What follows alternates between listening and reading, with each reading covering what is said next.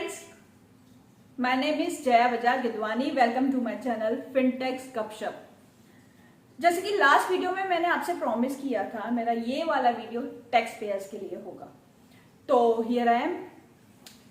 जब हम इन्वेस्टमेंट करते हैं तो हमारे दिमाग में बहुत सारे चीज़ें होती हैं कि हम इन्वेस्टमेंट कर रहे हैं अपनी वेल्थ ग्रो करने के लिए या अपने डिपेंडेंस जैसे वाइफ बच्चों के फ्यूचर के लिए या अपने रिटायरमेंट के लिए या फिर अपनी टैक्सेबल इनकम कम करने के लिए, जैसे हमारा टैक्स बचे। लास्ट वाला बहुत अच्छा लगा होगा ना, टैक्स बचे। तो ऐसे बहुत सारे सवाल आते हैं हमारे दिमाग में कि कहाँ, कैसे, कब इन्वेस्टमेंट करें। तो आपके सब सवालों के जवाब मैं आगे वाली सीरीज में दूंगी। उसके लिए आपको क्या करना पड़ेगा, आपको मेरा चैनल सब्सक्राइब करना पड़ेगा और हिट द बेल आइकॉन, जिससे मैं जो भी वीडियो अपलोड करूं वो आपको सबसे पहले पता चले। तो चलिए स्टार्ट करते हैं गपशप।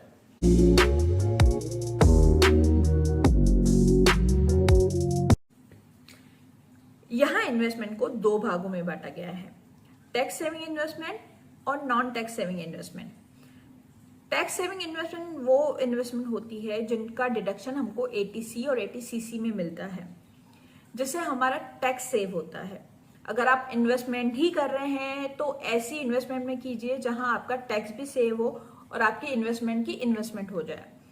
नॉन टैक्स सेविंग इन्वेस्टमेंट वैसी इन्वेस्टमेंट है जो मोस्टली हम शॉर्ट टर्म पर्पस के लिए करते हैं या हायर रिटर्न के लिए करते हैं, जिसपे हमको टैक्स सेविंग नहीं होती है। तो जब भी आप इन्वेस्ट करते हैं तो ये दोनों चीजें देखिए कि वो इन्वेस्टमेंट टैक्स सेविंग इन्वेस्टमेंट है या नॉन टैक्स सेविंग इन्वेस्टमेंट है। हर इन्वेस्टमेंट की 3 स्टेज होती है। फर्स्ट स्टेज जब हम इन्वेस्टमेंट करते हैं इनिशियली।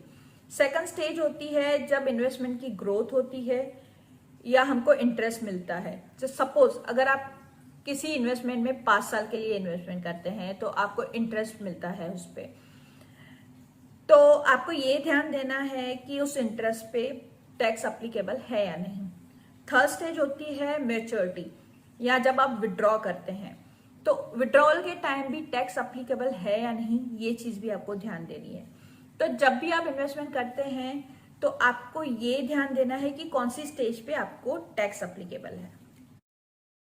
टैक्स सेविंग इन्वेस्टमेंट और non tax saving investment.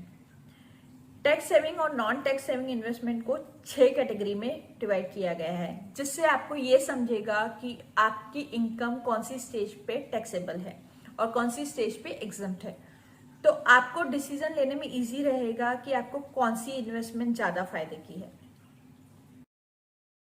Exempt exempt exempt ये ऐसी इन्वेस्टमेंट है जहां आपको तीनों स्टेज पे टैक्स पे नहीं करना पड़ता है, आपकी टैक्स सेविंग होती है।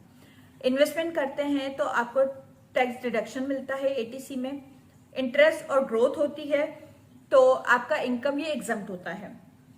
थर्ड स्टेज पे जब मैच्योरिटी होती है और आप विड्रॉ करते हैं तो ये मैच्योरिटी अमाउंट टैक्सेबल नहीं होती है। तो बेसिकली इन इन्वेस्टमेंट का फायदा ये है कि गवर्नमेंट इनकरेज करती है आपको इन्वेस्टमेंट करने के लिए फॉर योर फ्यूचर और आपके जो डिपेंडेंट हैं उनके लिए, जैसे कि पीपीएफ, एलआईसी, सुकन्या समृद्धि योजना। तो आप किसी और में इन्वेस्ट करें ना करें, ऐसी इन्वेस्टमेंट में इन्वेस्ट जरूर करें। एग्जम्प्ट एग्जम्प्ट टैक्सेबल ये ऐसी इन्वेस्टमेंट होती है जहां आपको इन्वेस्टमेंट पे डिडक्शन मिलती है, प्लस जो भी इंटरेस्ट और ग्रोथ हुई है इन्वेस्टमेंट में वो भी आपको एग्जम्प्ट रहती है। पर जब आप विड्रॉ करवाते हैं मैच्योरिटी पे तो ये आपकी टैक्सेबल इनकम हो जाती है और जो भी अप्लीकेबल रेट होता है टैक्स का वो अप्लाई हो जाता है, जैसे कि unit link pension plans, pension policies, NPS. Exam taxable exam ये ऐसी इन्वेस्टमेंट है जब आप इन्वेस्टमेंट करते हैं तो आपको डिडक्शन मिलता है और आप जब विड्रॉ करवाते हैं मैच्योरिटी पे तो ये आपकी टैक्सेबल इनकम नहीं रहती है, टैक्स पे नहीं करना पड़ता है। पर जब आप इस पे रिटर्न अर्न करते हैं या आपको इंटरेस्ट मिलता है, उस इनकम पे आपको टैक्स पे करना पड़ता है। Example tax saving FDs, senior citizen saving scheme.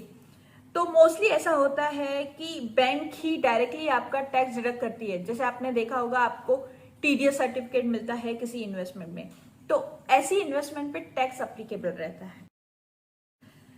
चलिए बात करते हैं नॉन टैक्स सेविंग इन्वेस्टमेंट की। टैक्स एग्जम ये ऐसी इन्वेस्टमेंट होती है जब आप इन्वेस्टमेंट करते हैं तो आपको कोई इनकम टैक्स में डिडक्शन नहीं मिलता है, पर जब आप इस पे रिटर्न अर्न करते हैं तो वो जो भी इनकम होती है वो एग्जम्प्ट हो जाती है। और विड्रॉवल पे भी जो भी मैच्योरिटी अमाउंट होती है वो पूरी आपकी इनकम टैक्स फ्री होती है।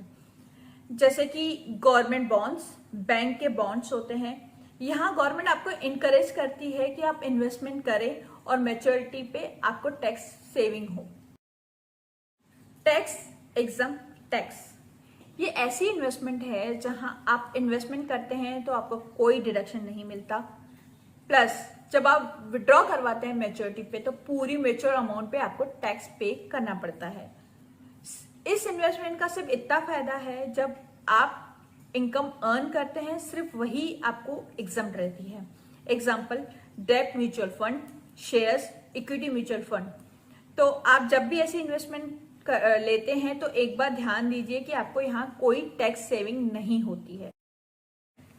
टैक्स एग्जम ये ऐसी इन्वेस्टमेंट है जहां आप इन्वेस्ट करते हैं तो आपको कोई टैक्स डिडक्शन नहीं मिलता है, प्लस आपके रिटर्न पे भी टैक्स अप्लीकेबल हो जाता है।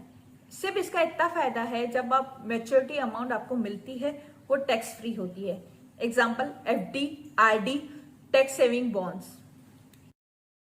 तो चलिए अब क्विक रिव्यू करते हैं। इस स्लाइड में मैंने आपको 6 के 6 कैटेगरी सामने रखी है। यहाँ आप देखेंगे कि कौन से स्टेज पे आपको टैक्स अप्लीकेबल है, कौन से स्टेज पे नहीं है और किस टाइप की इन्वेस्टमेंट में आपको इन्वेस्टमेंट करना चाहिए। तो पॉज करें, चेक करें और फिर आगे बढ़ें। फिर आपको यहाँ पता चलेगा कि कौन सी इन्वेस्टमेंट आपकी फायदे वाली है, कौन सी नहीं है। फ्रेंड्स, उम्मीद करती हूँ आपको मेरा आज का वीडियो अच्छा लगा हो। अगर लगा है तो please give me thumbs up. और अगर आपको लगता है मुझे कोई चीजें ऐड करनी चाहिए या व्यूअर्स को कुछ और नॉलेज देना चाहिए तो please give me your suggestion in comment box, जिससे कि दूसरे व्यूअर्स को भी फायदा हो, क्योंकि गपशप तभी होती है जब हम सब इन्वॉल्व होते हैं। तो चलिए आज के लिए इतना ही। मैं जया बजाज आपसे अलविदा लेती हूँ और जल्दी, मतलब बहुत जल्दी मैं अपने नेक्स्ट वीडियो के साथ आ जाऊंगी। तो bye for today, thank you.